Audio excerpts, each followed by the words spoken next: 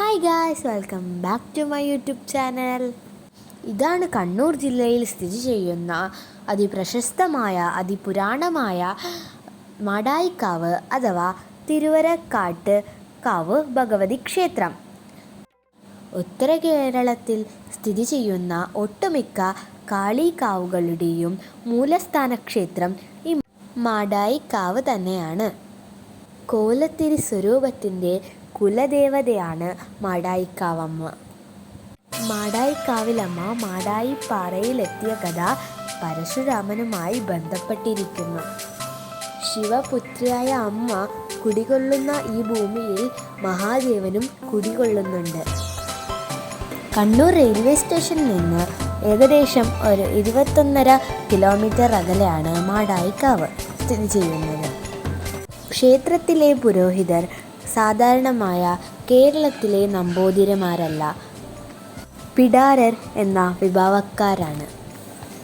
കാളി ആരാധനയെക്കുറിച്ചുള്ള ഒരു പ്രത്യേക വിഭാഗക്കാരാണിവർ. ഇവർ മാംസ്യം ഭക്ഷിക്കും. ക്ഷേത്രത്തിലോട്ട് കടന്നാൽ ആദ്യം കിഴക്കോട്ട് ദർശിച്ചു നിൽക്കുന്ന മഹാശിവനെ തൊഴാം.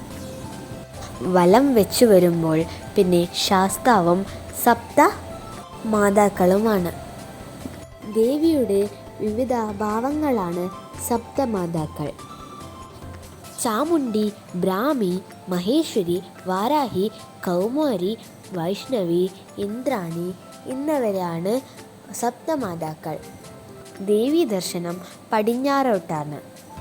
കടുശർക്കര യോഗത്തിലാണ് ദേവിയുടെ വിഗ്രഹം പണി കഴിപ്പിച്ചിട്ടുള്ളത്. വിഗ്രഹ നിർമ്മാണത്തിലുള്ള ഒരു പ്രത്യേകതര രീതിയാണിത്.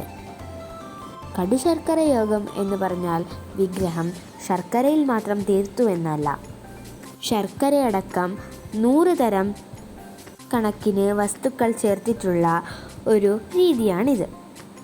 തിരുവനന്തപുരത്തിലെ അനന്തപത്മനാഭ സ്വാമി ക്ഷേത്രത്തിലും കടും ശർക്കര കൊണ്ടുള്ള വിഗ്രഹം തന്നെയാണ് അവിടെയും പണി കഴിപ്പിച്ചിട്ടുള്ളത്. അത്തരം രീതിയിൽ കഴിപ്പിച്ച വിഗ്രഹങ്ങൾക്ക് അഭിഷേകം പതിവില്ല. ഇതിവിടുത്തെ തെയ്യം ഉത്സവമാണ്. പിന്നെ ഇവിടെ കുറേ തെയ്യങ്ങളും കെട്ടിയാഴാറുണ്ട്. പിന്നെ ആടിനെ അടക്കം ബലി കൊടുക്കുന്ന രീതി മാടായിക്കാവിലുണ്ടായിരുന്നു. ഇപ്പോഴും ദിവസവും കോഴിയിറച്ചി നിവേദ്യമായി അർപ്പിക്കും.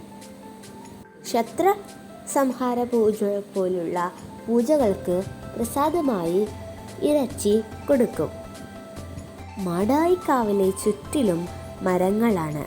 അതിൻ്റെ കുളിർമ നമുക്ക് അനുഭവപ്പെടാൻ കഴിയും. എല്ലാവരും വന്ന് സന്ദർശിക്കേണ്ട ഒരു ക്ഷേത്രം തന്നെയാണ് മാടായിക്കാവ്. ശത്രുസംഹാര പൂജ നടക്കുമ്പോൾ ഉള്ളിലോട്ട് ആർക്കും പ്രവേശനമില്ല. വൈകുന്നേരം 8 മണിക്ക് ശേഷം ഇവിടെ ആർക്കും പ്രവേശനമില്ല എന്നാണ് പറയുന്നത്. പിന്നെ ഈ കാവിൽ പണ്ടൊക്കെ അജബലിയും നരബലിയും ഒക്കെയുണ്ടെന്ന് കേട്ടിട്ടുണ്ട്.